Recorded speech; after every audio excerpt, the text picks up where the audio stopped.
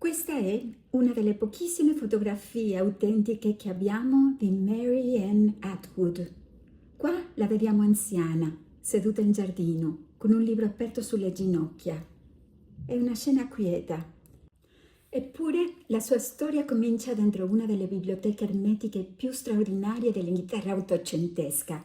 Suo padre, Thomas South, dedica la vita a raccogliere testi di alchimia, filosofia, mistica e tradizione ermetica. Volumi in latino, greco, francese e tedesco, edizioni rare, libri pieni di simboli, tavole, formule, enigmi. Ogni volume porta il suo ex libris, un oroboro, il serpente che si morde la coda, una stella a 8 punte e un moto latino.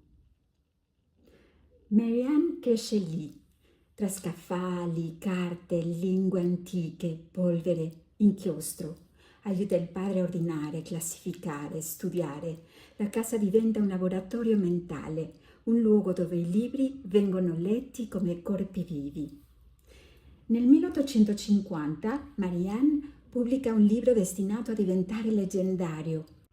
Il titolo italiano sarebbe Indagini sul mistero ermetico, in inglese A Suggestive Inquiry into the Hermetic Mystery. Il sottotitolo è già un programma, una dissertazione sui più celebri filosofi alchemici e un tentativo di recuperare l'antico esperimento della natura.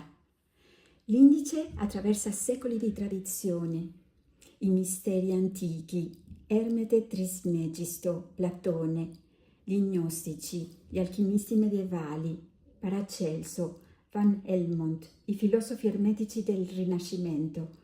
A prima vista sembra una storia dell'alchimia, poi il libro cambia passo. Mary Ann legge quei testi come testimonianze di una pratica segreta. Secondo lei, gli alchimisti parlano di metalli, fornaci, materia prima, mercurio e oro, ma dietro quel linguaggio custodiscono un'esperienza più profonda. Il laboratorio alchemico coincide con l'essere umano, il corpo diventa vaso, la vita diventa materia da trasformare, il fuoco diventa disciplina, tensione, prova, l'oro diventa compimento. C'è una frase potentissima nel libro. Mary Ann scrive che l'uomo è il vero laboratorio dell'arte ermetica. La vita stessa è ciò che distilla, è ciò che viene distillato. Qui la sua alchimia diventa concreta. Corpo, mente, respiro, immaginazione, volontà. Tutto entra nel processo. Poi accade l'incredibile. Mary Ann e Thomas South rileggono il libro pubblicato in 100 copie.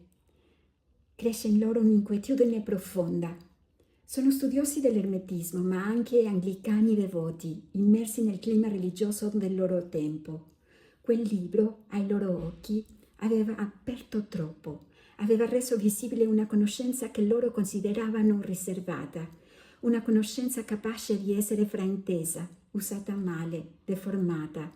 Thomas South decide allora di recuperare le copie già distribuite, spende una somma enorme, le ricompra una dopo l'altra, le porta nel prato della casa di famiglia, nello Hampshire, accanto ai volumi di Mary Ann mette anche il manoscritto del proprio poema ermetico, rimasto incompiuto. Poi accende il fuoco, libri, carta, inchiostro, anni di studio, tutto entra nelle fiamme. Il rogo sembra cancellare l'opera, in realtà la trasforma, perché da quel momento il libro diventa rarissimo, quasi proibito, quasi mitico. Mary Ann continuerà per decenni a cercare le copie sopravvissute. Quando una riappare sul mercato antiquario, prova a recuperarla. Combatte contro il proprio libro fino alla vecchiaia.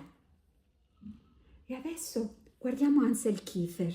Il suo dipinto porta il nome di Mary Ann Atwood, scritto direttamente sull'oro. Kiefer lascia scomparire il volto. Al posto del ritratto compare una figura in metamorfosi. Una crisalide, una farfalla ancora incompleta, una creatura che sta uscendo da se stessa. Le ali hanno il colore del rame ossidato, la superficie sembra minerale, animale, vegetale insieme. C'è carne, c'è metallo. C'è materia che cambia pelle. Sotto si apre una grande distesa nera. Terra, carbone, cenere, materia bruciata, materia ancora fertile.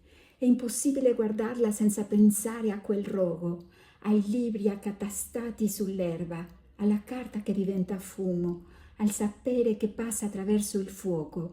Kiefer raccoglie tutto questo e lo trasforma in immagine. Marianne Atwood aveva studiato l'alchimia come trasformazione dell'essere umano. Aveva scritto un libro, poi lo aveva consegnato al fuoco.